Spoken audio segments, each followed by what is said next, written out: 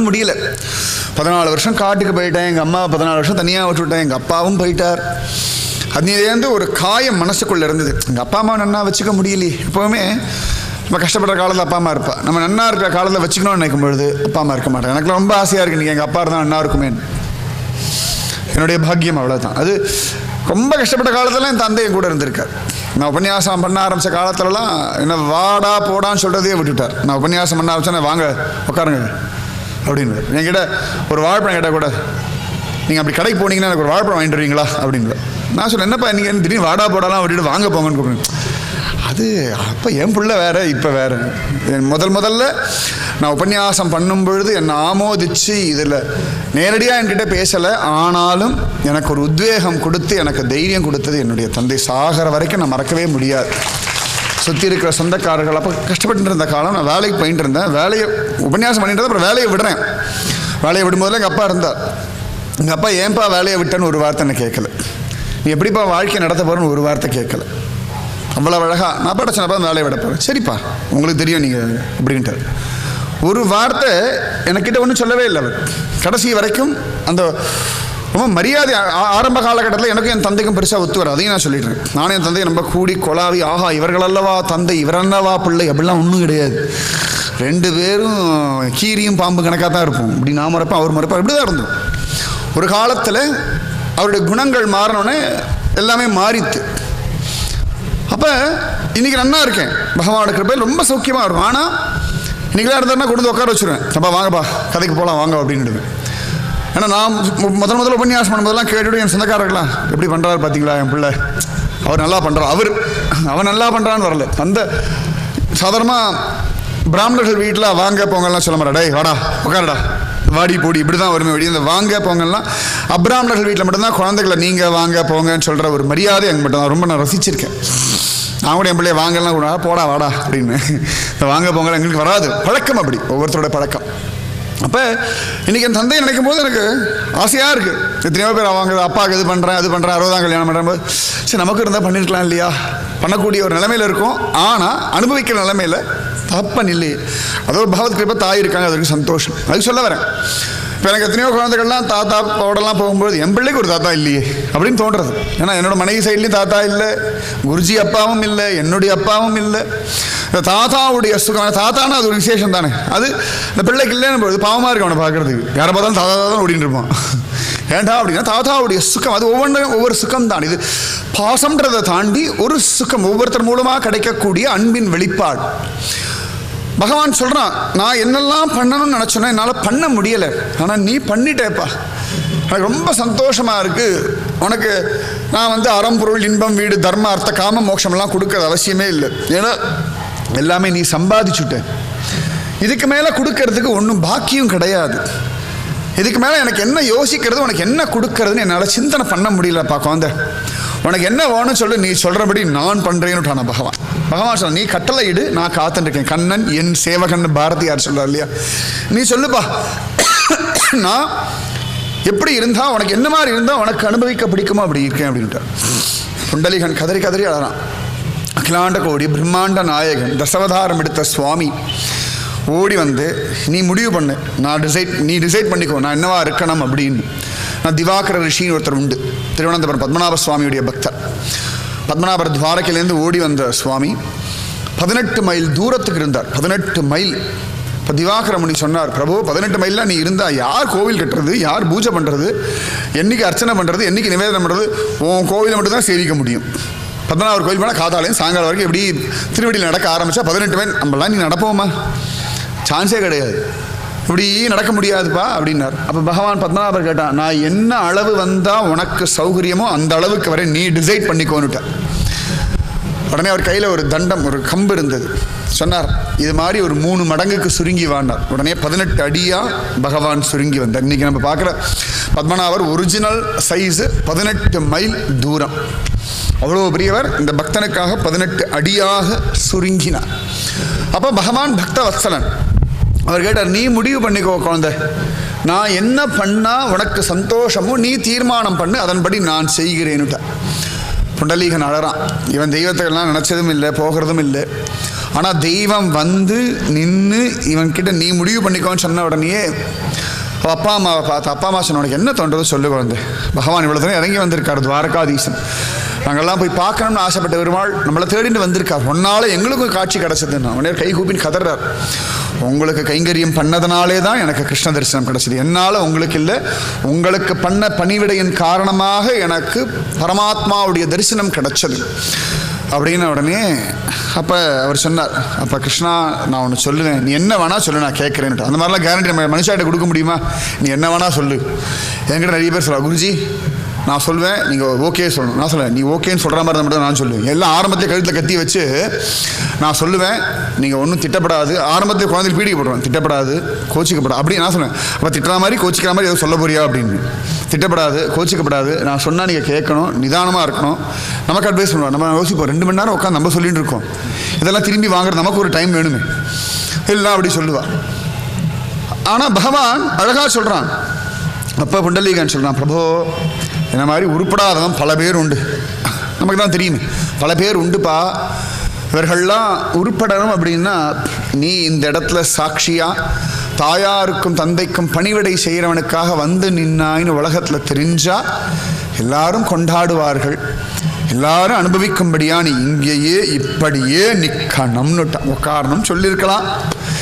அவன் நிற்கிற அழகு, அது இடுப்பில் கையை வச்சுட்டு சாக்ஷாத் மன்மதனா கோடி சூரிய பிரகாசனா பகவான் பல பல பல பல பலான்னு நிற்கிறார். இடுப்பில் கையை வச்சுண்டு ராஜாதி ராஜனாக கோடி சூரிய பிரகாசனாக வைஜெயந்தி வனமாலிதாரியாக பீதாம்பரதாரியாக அழகாக நிற்கிறார். அவனுக்கு அந்த அந்த பகவானுடைய அந்த போஸ் ரொம்ப பிடிச்ச போயிடுத்து. பிரபு இப்படியே நில்லை அப்படின்னுட்டார் பகவான். சரி எவ்வளோ நாள் நான் சொன்ன கல்பகோடி வருஷம் இங்கே எத்தனை பேர் வராளோ அத்தனை பேருக்கும் அனுகிரகம் பண்ணு பகவான் போதுமா அப்படின்னு. இப்போ அவர் சொன்னார், பிரபு அதனால தூரத்தில் நிற்க வச்சிடாத, உன்னை தொட்டு பார்க்குற ஒரு கிருபையை பண்ணு. அவன் கேட்டான், நான் தொட்டு பார்க்கட்டுமா ஒன்று? பகவான் சிரிச்சா, நான் தான் உன்னை தொட்டுட்டேன், நீ என்ன தொடுறது கருணையினால, நான் உன்னை தொடணும் அப்படின்னா நீ கிருபை பண்ணணுமே. பகவான் சொன்னா, தொட்டு பாடுறா, இந்தா உனக்கு தான் நான் அப்படின்னு கிஃப்ட் கொடுப்போம்ல, அந்த மாதிரி இடுப்பில் கையை வச்சு இந்தா என்ன எடுத்துக்கிறியா, என்ன அதுக்கு பாண்டவன் எதுக்கு நினைக்கிறான்னா என்ன நான் வேணுமா உனக்கு? இந்த குழந்தைகிட்ட கேட்போம், ஐஸ்கிரீம் வேணுமா, சாக்லேட் வேணுமா, என்ன வேணும் சொல்லு, அப்பா எது கேட்டாலும் வாங்கி தரேன். அதுக்கப்புறம் பட்ஜெட் சொல்லுவோம், 100 ரூபாய்க்குள்ள என்ன அப்படின்டுவோம். சேஃபாக குழந்தைகிட்ட சொல்லுவோம், என்ன வேணா நீ வாங்கிக்கோ, 1 ரூபாய்க்குள்ள என்ன கிடைக்கும் தெரியாது, ஆனால் ஒரு ஜாலி. அந்த மாதிரி பாண்டங்க சொன்னான், உனக்கு நான் வேணுமா எடுத்துக்கிறியா, இந்தா இந்தா இந்தா இந்தா இந்தா பாருங்க இடுப்பில் கை வச்சுன்னு நான் வேணுமா நான் வேணுமா நான் வேணுமா அப்படி அவன் சொன்னா, நான் தொடரட்டுமா, தொட்டு பாருண்டா அப்படின்னா. அப்படி பகவானோட போய் பாதத்துபடி பக்கத்தில் போனான். அழகான சுகந்தம் வீசறதான் பகவானுடைய திருவடியில், நல்ல துளசி வாசனை, அழகான நீல நிற பாதங்கள், அந்த மேல் கால் உட்பாதங்கள் அப்படியே சக்கச்சவேல்னு இருக்குது. இப்படியே போனால் பக்கத்தில் தொடர்றதுக்கு கொஞ்சம் ஒரு மாதிரி கூச்சமாக இருந்தது. இப்போ அது தட்சிண பாரத சவுத் இந்தியாவிலேருந்து போகிறவங்களுக்கு டக்குன்னு போய் பாண்டங்களை பிடிக்க வர, நம்மளாம் தூரத்துலேயே சுவாமியை பார்த்து பழகினவங்க டக்குன்னு போய் பிடிக்க தோணாது. அப்படியே போனால் அப்படியே பார்த்தான், கை வைக்க போய் பார்த்தான். கடைசியில் ஒரு தைரியத்தை வர வச்சுட்டு தொட்டுடுவோம். முதல் தடவை நான் பன்றிபுரம் போகும்போது எனக்கு தொடுறதுக்கு மனசே வரல. நான்லாம் போய் எப்படி பாண்டுறாங்க அவனை தொடுவேன், நீ இவ்வளோ நாசனை எனக்கு தொடவே வேண்டாம். நாங்கள் போய் இப்படி கை கூப்பி நின்றுந்தேன். அப்போ அந்த பூஜை பண்ணுற பண்டான்னு சொல்லுவா அவளை, தொடு தொடு தொடு தொடு தொடு அப்படின்றா. நான் சொன்னேன், ஐசா பஸ் இத்தனோடு எனக்கு போதும் அப்படின்னு. உடனே தலையை பிடிச்சி ஒருத்தர் தள்ளி பாண்டங்க திருவிழில் கூட என் தலையை மோத வச்சு விட்டார். நான் கதறல் பாண்டுறங்க, எனக்கு இவ்வளோ காரணியம் எல்லாம் தாங்காது. ஏன்னா நம்மளை கர்ப்பகிரகத்தில் விடுறதே பெரிய சந்தோஷம். கர்ப்பகிரக தூரத்துலேருந்து பார்க்குற தெய்வம், கர்ப்பகிரகத்தில் பக்கத்தில் போனதே சந்தோஷம். பக்கத்தில் போய் ஒரு 1/2 அடி கேப்பில் சுவாமியை பார்க்குறதே போதும் நமக்கு, அதுவே பெரிய சந்தோஷம்.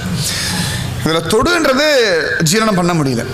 இதில் அவர் தலையை பிடிச்சி என்ன கேட்கவே இல்லை, அவர் பிடிச்சி தலையை பிடிச்சி நேரம் கொண்டு பாண்டரங்கன் திருவடியில் கொண்டு அப்படி அழுத்திட்டு பிடிச்சி தலையை வச்சுட்டார். பிரார்த்தனா கரோ, பிரார்த்தனை பண்ணு, ராம் கிருஷ்ண ஹரி வாசுதேவ ஹரி புண்டலீக வரதா ஹரி விட்டலா அப்படின்னுட்டார். ஏன்னா கொஞ்ச நேரம் ஒன்றுமே பேசவே வரல, அப்படியே போயிடலாமான்னு தான் தோணிச்சு. ஏன்னா இதுக்கு மேலே வேற என்ன வேணும், அடைய முடியாத ஒரு தெய்வம், அது என்னை அழிச்சுட்டு போயிருக்கு, கர்ப்பகிரகத்தில் என்னை விட்டு கொடுத்து என்னை தொட சொல்கிறது, நான் தொட மாட்டேன்னு பிடிவாதம் பிடிச்சு நிற்கிறேன். விளையாட்டு போல அந்த பூஜை பண்ணுறவரை பிடிச்சி என் தலையை பிடிச்சி தள்ளி கீழே தள்ளி அழகாக அவன் திருவடியில் கொண்டு என் தலையை வச்சுட்டானே. அப்போ இந்த கருணை தானே, இந்த உரிமை நம்ம எதிர்பார்க்கறது உரிமை தானே. யாராவது நம்மகிட்ட உரிமையோடு இருக்கார்கள்னா அந்த உரிமைக்கு விலை உண்டு இல்லையா? தெய்வம் உரிமையோடு இருக்குன்னா அந்த உரிமை பாண்டரங்கனுடைய ஸ்பெஷாலிட்டி. ஒவ்வொரு சுவாமியும் ஒவ்வொரு விதமான உரிமை, பாண்டரங்கன் அதிவிசேஷம். அப்போ அப்படியே தொட்டு பார்க்கறான், பிரத்யக்ஷமாக தெய்வம் அப்படி கல் மேலே நிற்கிறது. அப்படியே பார்க்குறான், ஐயோ இந்த பாதத்தை போய் செங்கல் மேலே நிற்க சொல்லிட்டேனே, ஒரு மெத்தன ஒரு குஷன் போட்டிருக்கலாமே. செங்கல் வந்து நரன்னு இருக்கும் இல்லையா, நிற்கிறதுக்கு அவ்வளோ சுகம் கிடையாது செங்கல். ஆனால் செங்கல் மேலே நிற்க சொல்லிட்டேனே, எனக்கு கம்ஃபர்டபுளாக இல்லைன்னு சொல்ல வேண்டாமா, சொல்ல மாட்டேங்கிறானா. இந்த செங்கல் சைஸுக்கு தன் உடம்பை மாற்றிக்கிறானா, அதானே வேணும். நம்ம அதுக்கேற்ற மாதிரி நமக்கெல்லாம் இந்த அட்ஜஸ்ட்மெண்ட்டு ஒத்து போகிறதுனே தெரியாது. நமக்கு என்ன சௌகரியமோ அதெல்லாம் பண்ணிப்போம்.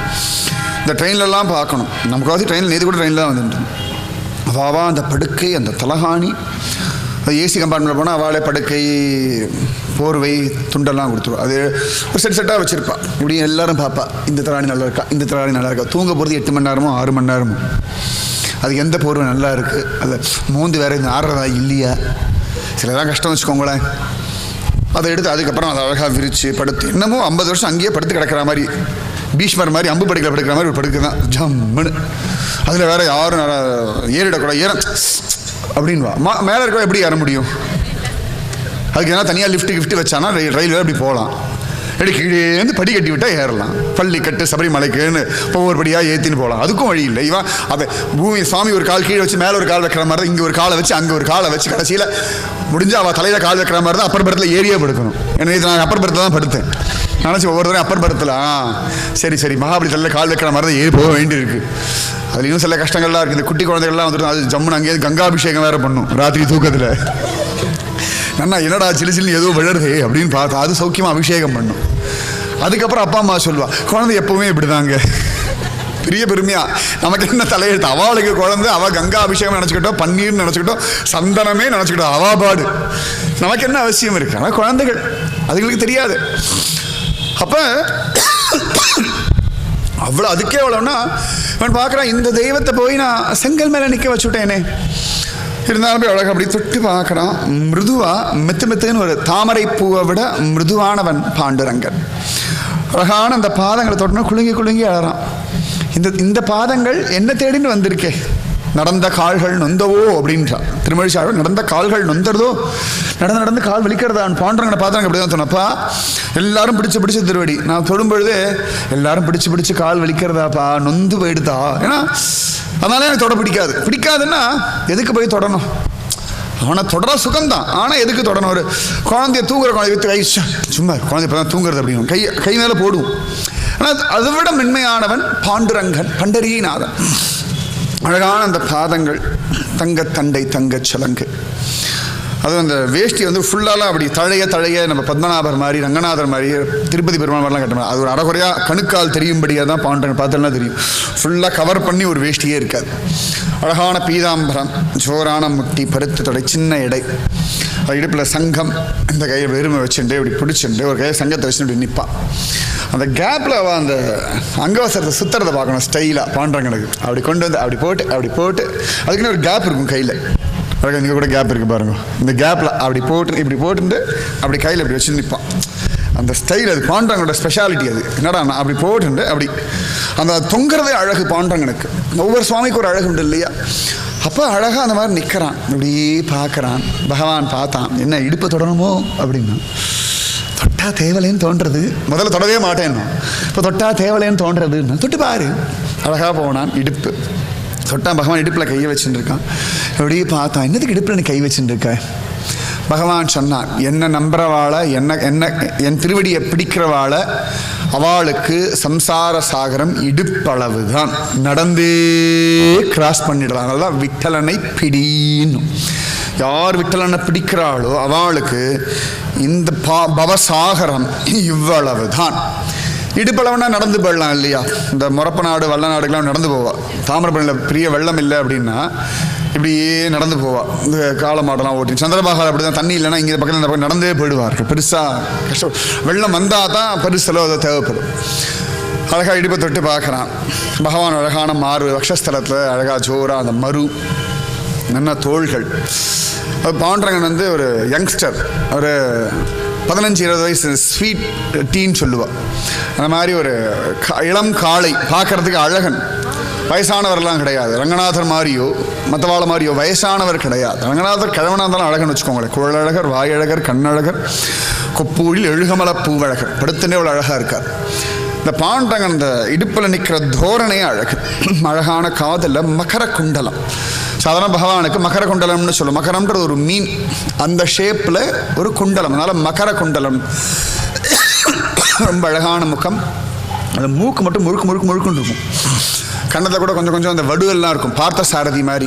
இந்த பீஷ்ம பிதாமகரை போட்ட அம்புடைய தழும்புகள் பாண்டரங்கன் முகத்தில் பார்க்கலாம். திருவள்ளிக்கணி பார்த்த சாரதி உற்சவ மூர்த்தியை பார்த்தோன்னா முகம் முழுக்க தழும்பாக இருக்கும், அந்த அம்மை போட்டா மாதிரி. பாண்டரங்கனுடைய திருமுக மண்டலத்தை அந்த மாதிரி என்னோட ஒரு சிஷியை சொல்லுவா, பாவம் முகமெல்லாம் இப்படி இருக்கு, ஏதான க்ரீம் போட்டு விட்டா தேவலையே அப்படின்வா. என்னோட ஒரு சிஷியை ஒருத்தி உண்டு, ஆச்சரியம். அவளை அதில் இன்னொரு சிஷ்யம் உண்டு, எங்கள் திருக்குறுங்குடி நம்பி என்ன ஸ்மார்ட்டாக பழவழன்னு இருக்கார், உங்கால் இருக்கார், புட்டு அப்படின்னு பெரிய சண்டையே நடக்கும். இல்லை என்னடாண்ணா இதுக்கு பட்டிமன்ற தீர்ப்பு நான் வேறு சொல்லணும், என்ன கஷ்டம் தெரியுமா? அவர் சொல்லுவார், நீங்கள் தானே அன்றைக்கி சொன்னீங்க சத்சங்கத்தில், யோசனா நீங்களும் தானே அன்றைக்கி சொன்னீங்க, என்னதை சொல்ல முடியும்? அந்தந்த சுவாமியாக வசதியாக சொல்ல வேண்டிய தர்மம் எங்களுக்கு. நான் சொன்னேன், இவன் தான் அங்கே நிற்கிறான், அவன் தான் இங்கே நிற்கிறான் அப்படின்னு ஒரு மாதிரி குழப்பிடுவோம் வச்சுக்கோங்களேன். தீர்ப்புனா அப்படி தானே, குழப்பி விட்டுட்டா போதுன்னு. ஆனால் இவனே தான் பாண்டரங்கனே தான் பத்மநாபன், பத்மநாபனே தான் ரங்கநாதன், ரங்கநாதனே தான் வைத்தமாநிதி, வைத்தமாநிதியே தான் வரதராஜன், வரதராஜனே தான் ஸ்ரீமன் நாராயணன், அவனே தான் சர்வமுமாக வியாபிச்சிருக்கான். அவ்வளோ அழகாக அப்படி பார்க்குறான். பகவானுடைய கண்கள் செந்தாமரை கண்கள், நல்ல தீர்க்கமான புருவம், அதிலும் அந்த திலகம் ரொம்ப அழகு. பாண்டரங்கனுக்கு இப்படி கீழேந்து இப்படி போய் ஒரு தாமரை மாதிரி இப்படி இருக்கும். ஒவ்வொரு சுவாமிக்கும் ஒவ்வொரு விதமான திலகம். நம்ம வைத்தமான திருமணிட்டு இருப்பார். பாண்டரன் மட்டும் கீழே இந்த நூலேருந்து இப்படி வந்து ஒரு தாமரை, மஞ்சள் தாமரை மாதிரி இப்படி வச்சுட்டு ஒரு ஒரு திலகம், அப்படி தலையில் கிரீடம், நல்ல சுருளான கேசம் பாண்டரங்கனுக்கு. ஆரம்ப காலத்தில் மயில் பீலி இருந்தது, அப்புறம் மயில் பீலி எங்கேயோ தொலைச்சுட்டான். மயில் பீலி இல்லாததுனால பாண்டரங்கன் மட்டும் மயில் பீலியே கிடையாது. ஆனால் கிருஷ்ணன் தான், ஸ்வயம் துவாரகாதீச கிருஷ்ணன். ஆதிசங்கர பகவத் பாதர் கூட பாண்டரங்காஷ்டகம்னு எழுதியிருக்கார். அதில் கூட பகவானுடைய ரூபத்தை வர்ணிக்கும் போது அழகாக சொல்கிறார். அவ்வளோ அழகு இந்த பாண்டரங்கன் இப்படி பார்த்தார். இந்த புண்டரீகன் இறுக்கி கட்டின்றார். அது இந்த மகாராஷ்டிர ஜனங்கள் இந்த பாண்டரங்கனை கொண்டாடுறதை பார்க்கணும், அப்படி கட்டி பிடிச்சுருவா. அவளெல்லாம் ஒன்றுமே பண்ண முடியாது, அங்கே பூஜை பண்ணுறவங்களால ஜாலியாக நெத்திலேயே அப்படி சந்தனத்தை அள்ளிண்டு போயிடுவா. பாண்டரங்கன் லேசாக ஒரு கிள்ளிட்டு போயிடுவா. தொப்பையை லேசாக சௌக்கியமாக ஹாய் அப்படின்னுடுவா. பார்த்துட்டு வெளில வந்துட்டு இப்படி தோப்புக்காரன் பழம் காதை பிடிச்சின்னு குதிப்பா, அப்புறம் கையை தப்பிட்டுவா அப்படின்வா. அதுக்கு நான் பாண்டரங்கா பாய் சி யூ, அப்புறம் வரேன் அப்படின்னு. நான் போயிடுறேன், சமத்தாருன்னா அவங்ககிட்ட சொல்லுவா, சமத்தாருன்னு நாளைக்கு வந்துடுறேன், சமத்தா இருக்கணும் அப்படின்வா. உரிமை. பண்டரிபுரத்தில் மட்டும் தெய்வத்துக்கிட்ட பயம் கிடையாது, எதிர்பார்ப்பு கிடையாது, உரிமை. என் விட்டலன், என்னுடைய பாண்டுரங்கன், என்னுடைய பண்டரீநாதன்ற உரிமை ஜாஸ்தி. அன்னையிலேருந்து பாண்டுரங்கன் இந்த புண்டலீகனுக்காகத்தான் இந்த சந்திரபாகா நதி தீரத்தில் ஜோரா செங்கல் மேலே நிற்கிறார். இன்றைக்கி பார்த்தா செங்கல் தெரியாது, இந்த மூர்த்தி அப்படியே அர்ச்சாவதார மூர்த்தி, ஸ்வயம்பு மூர்த்தி, மனிதர்களாலே உருவாக்கப்பட்ட மூர்த்தி இல்லை, தானாகவே ஸ்வயம்புவாக ஆவிர்பவிச்ச மூர்த்தி. ஸ்ரீரங்கம் ரங்கநாதன், திருப்பதி பெருமாள் வாழலாம் ஸ்வயம்பு மூர்த்தி அப்படின்னு தானாகவே உற்பத்தி ஆனது. அவ்வளவு விசேஷம். பஜே பாண்டுரங்கா, பஜே பாண்டுரங்கா,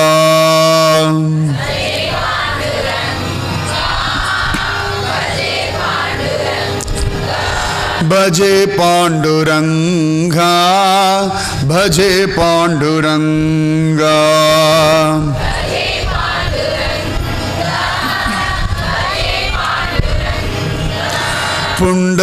புண்டலீகவரதா, பஜே பாண்டுரங்கா.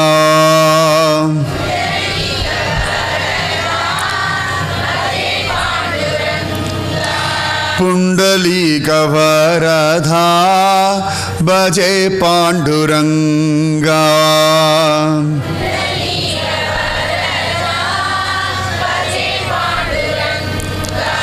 பஜே பாண்டுரங்கா, பஜே பாண்டுரங்கா.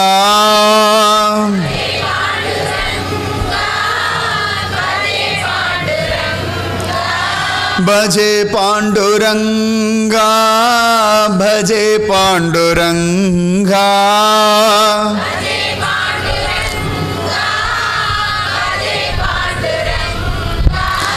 भजे पांडुरंगा भजे पांडुरंगा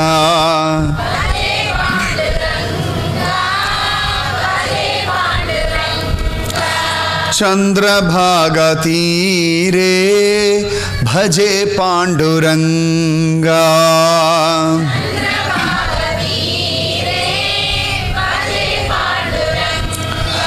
चंद्रभागा तीरे भजे पांडुरंगा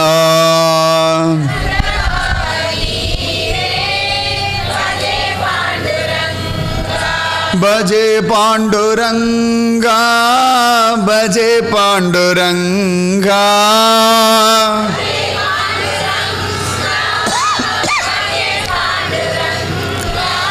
भजे पांडुरंगा भजे पांडुरंगा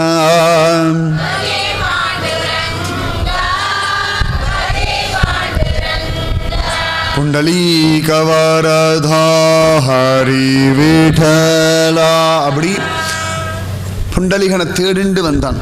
ரொம்ப அழகு. முரளிதர சுவாமிஜி அந்த தலைப்பு வச்சது வீடு தேடி வருவான் விட்டலன். ரொம்ப அழகான தலைப்பு. நான் நினச்சிப்பேன் அந்த அனுபவம் இருந்தால் தான் அப்படி ஒரு தலைப்பு கொடுக்க வரும். நீ தேடிண்டு போக வேண்டாம், அவன் உன்னை தேடிண்டு வருவான் அப்படின்ற ரொம்ப அழகான ஒரு தலைப்பு அது. வீடு தேடி வருவான் விட்டலன் அப்படி இல்லை பகவத் சங்கல்பத்தினால் இருக்கக்கூடிய தலைப்பு. நம்ம விட்டலனை பிடி வச்சோம்னா பகவானுடைய சங்கல்பம் என்ன பிடிக்க சொல்லு அப்படின்னு அவன் சொன்னதுனால தான் அவ்வளவு அழகு. அப்படி அந்த பாண்டுரங்கன் புண்டலீகனுக்காக வந்தான். அதனால தான் புண்டலீக வரதா ஹரி விட்டலா அப்படின்னு. விட்டல் அப்படின்னா விஷ்ணுன்னு அர்த்தம். அது விஷ்ணுன்ற வார்த்தை காலப்போக்கில் அப்படி இந்த தமிழ் படாத பாடுபடுறது பாருங்க.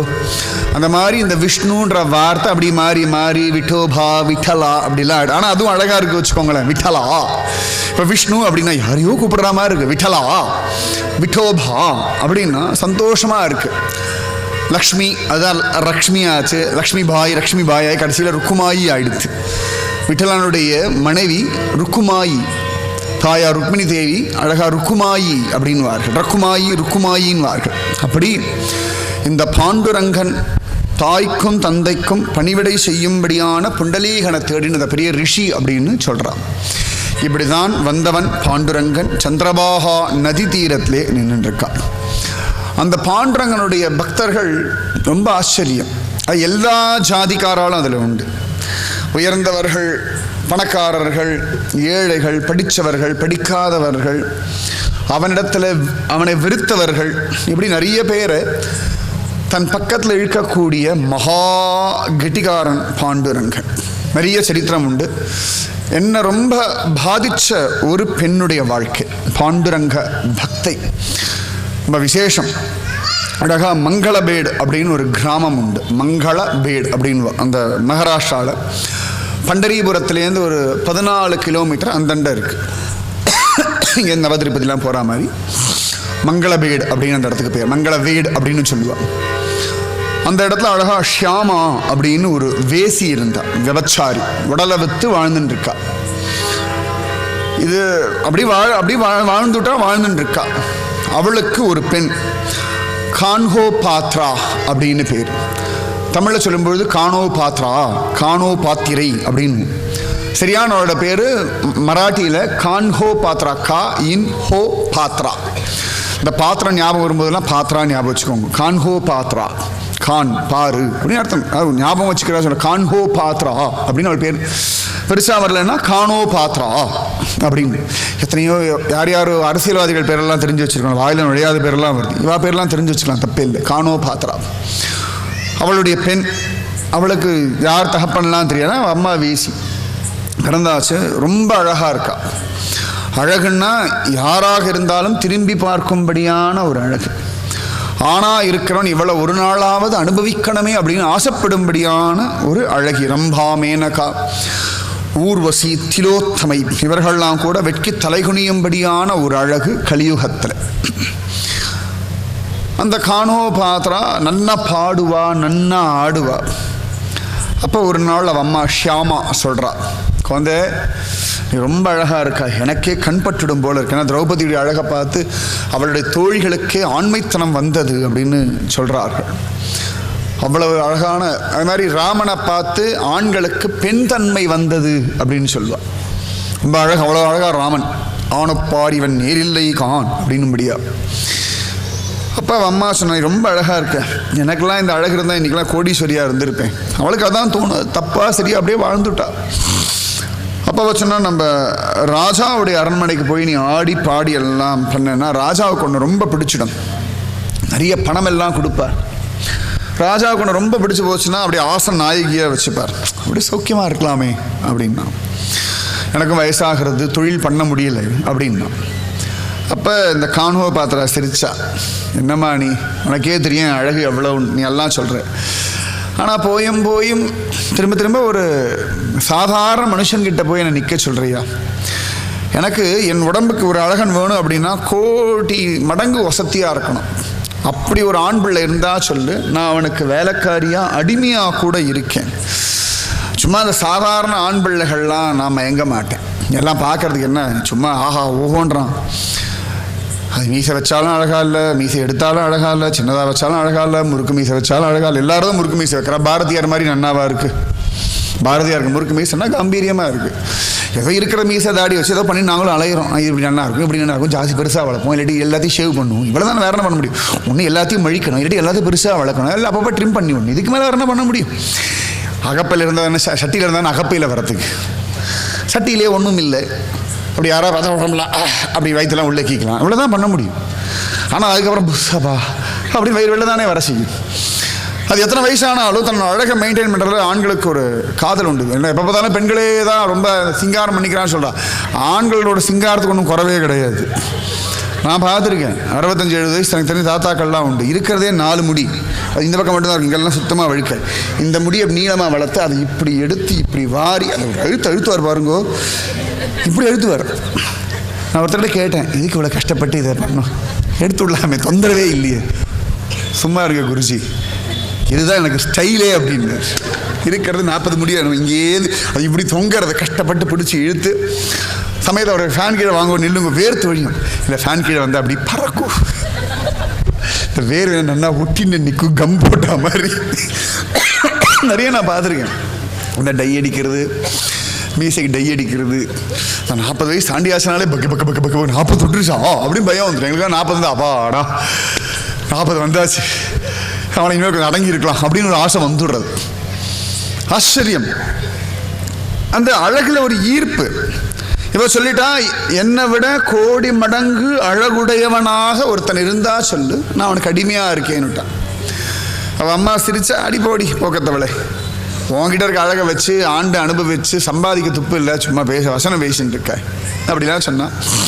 அவள் சிரிச்சா, விடுமா, தூரத்தில் நான் நடனம் ஆடிட்டு போகிறேன், அதில் பணம் வரும், அதில் வாழ்ந்துட்டு போயிடலாம், நீ சொல்கிற மாதிரி கண்டவங்கிட்டலாம் போய் நான் இருக்க முடியாது அப்படின்னுட்டா. இப்படி காலம் ஓடின்னு இருக்கு.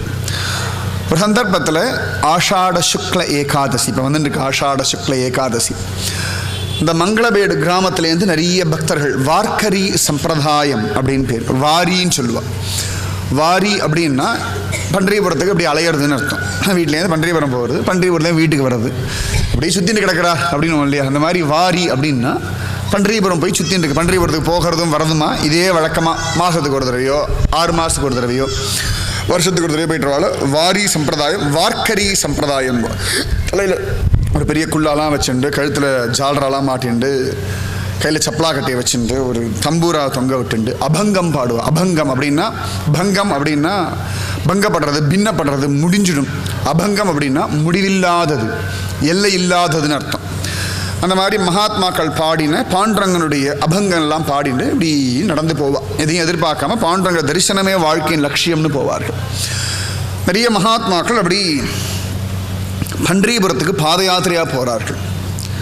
இப்போ பார்த்தா சரி, ஒரு மகாத்மாக்கள்லாம் போகிறான்னு சொல்லி எல்லாரும் ரோட்டில் அப்படி பஜனை பாடிட்டு வரா.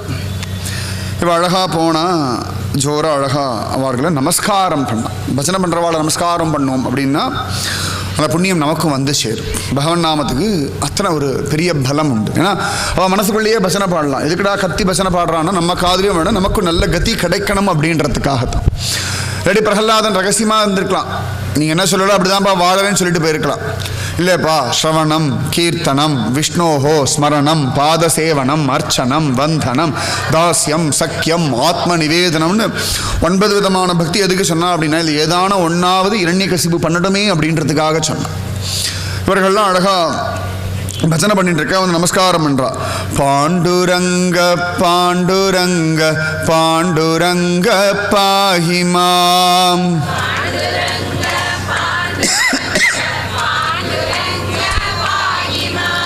பாண்டுரங்க பாண்டுரங்க பாண்டுரங்க பாஹிமாம்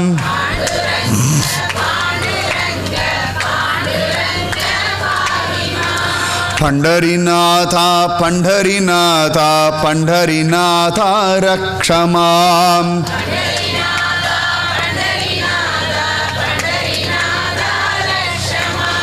பண்டரிநாதா பண்டரிநாதா பண்டரிநாதா ரக்ஷமாம்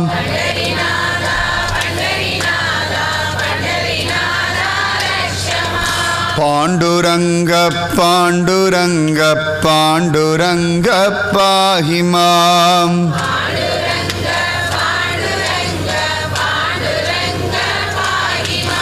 பண்டரிநாதா பண்டரிநாதா பண்டரிநாதா ரக்ஷமாம்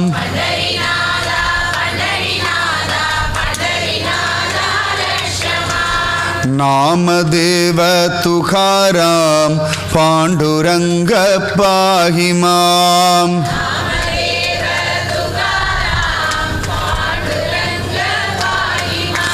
நாமதேவ துகாராம் பாண்டுரங்க பாஹிமாம்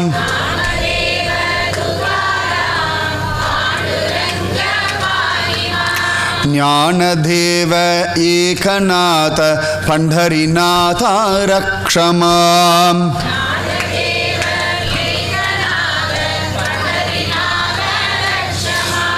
நாமதேவ துகாராம் பாண்டுரங்க பாஹிமாம். ஞானதேவ முதல்ல நாமதேவர் அப்புறம் ஞானதேவர். ஞானதேவ ஏகநாத பண்டரிநாதா ரக்ஷமாம். இங்கே ஒரு ஃபோட்டோ வச்சுருக்கோம். இது இருக்கவர் தான் ஞானதேவர். ஞானதேவரோட ஜீவ சமாதி இது. இந்த 2 சித்திரங்களும் ஆலந்தியிலேருந்து வந்தது. ஆலந்தியில தான் சந்த ஞானேஸ்வரர் ஜீவ சமாதியில் இருக்கிற இடம். அந்த இடத்துல வந்தது. நான் நேற்று ட்ரெயினில் வரும்போது என் கூட 2 பேரும் ட்ராவல் பண்ணிட்டு வந்தேன். டிக்கெட் இல்லாமல் வந்தா 2 பேரும். அழகாக வந்து இன்றைக்கி அவங்களுக்கு காட்சி கொடுக்குறதுன்னு அவ்வளோ வசதி இந்த பண்டரிநாதனும் இந்த ஞானதேவரும். அவ்வளோ அழகாக அவரெல்லாம் பஜனை பண்ணுறா, நமஸ்காரம் பண்ணா. உடனே அவள ராமகிருஷ்ண ஹரி